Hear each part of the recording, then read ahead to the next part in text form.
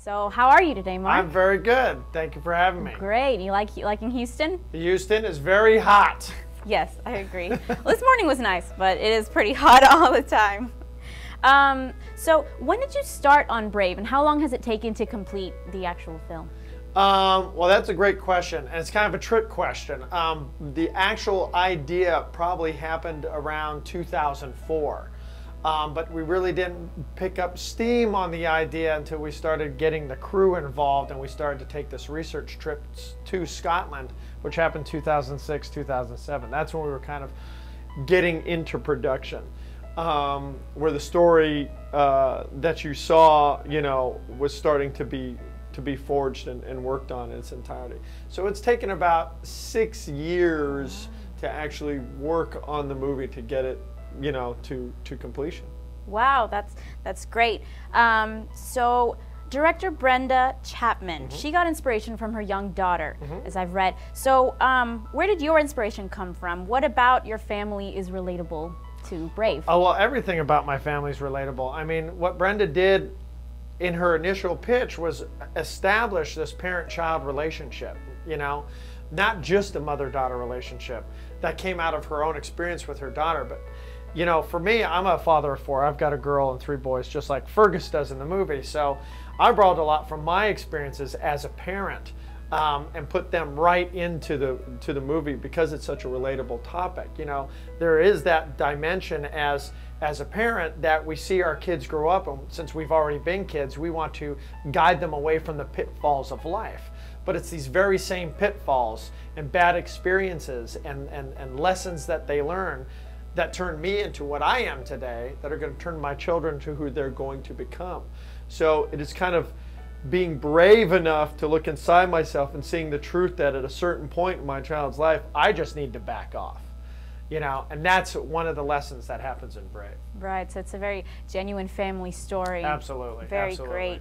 Great. One interesting thing, I heard that Pixar had to create a new software for Merida's hair. What other obstacles did you come across, or what new things did you have to do for this film? There were a lot.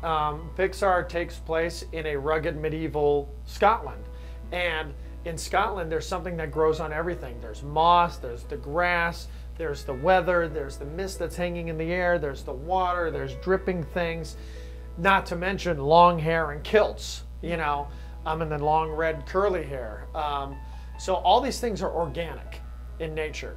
And the computer hates things that are organic. It likes straight math. It likes straight lines and straight colors and very geometric shapes. So we had to really wrestle the computer by giving it new software, beefing up our animation systems and everything else technologically throughout to be able to tell this story. Wonderful. I do have another question. Do you think that Brave will become a franchise like Toy Story or Cars did? I don't know. We never set out to make franchises. That's one thing that's great about working at Pixar. It's always just story driven, and it all comes out of the filmmakers. And so if Brave gets really popular and we come up with another great story to tell and the audiences want it and we have a great story, then we'll make another one. But unless that, who knows? So did any non-animated films influence Brave? We looked at a lot of movies just to see a lot of live action films, everything that we could find that was shot in the Scottish Highlands or that had to do with Scotland, just to help us get a sense of the place and the vistas and what other people did with the character of Scotland. But we ourselves, and that's just kind of like loose reference, just to kind of get inspired with this place that we're going to be setting this movie in.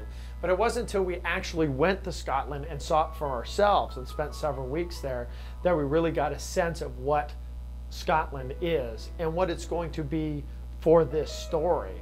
So that when we came back to the studio, we can really dive in on an intimate level what we observed in Scotland and put that right into the movie. So I think more people are going to look at our movie to figure out how to do their next Scottish movie. Wonderful. One quick question from me. One of my favorite things were the wisps. Those were really fun. So Yeah. how did you come up with those? What are those? Well, the wisps are an actual occurrence that happens in Scotland. They're part of Celtic mythology.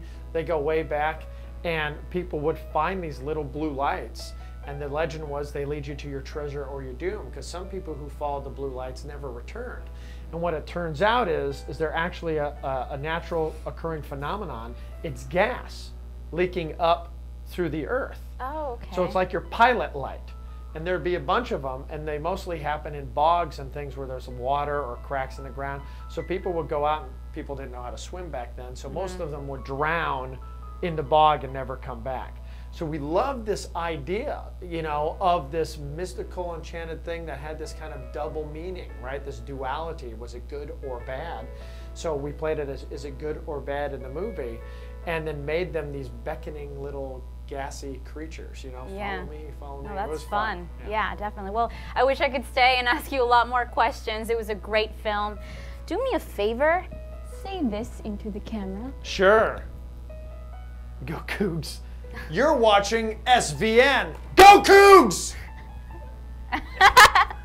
Well, thank you very much for watching. Mark Andrews, everyone.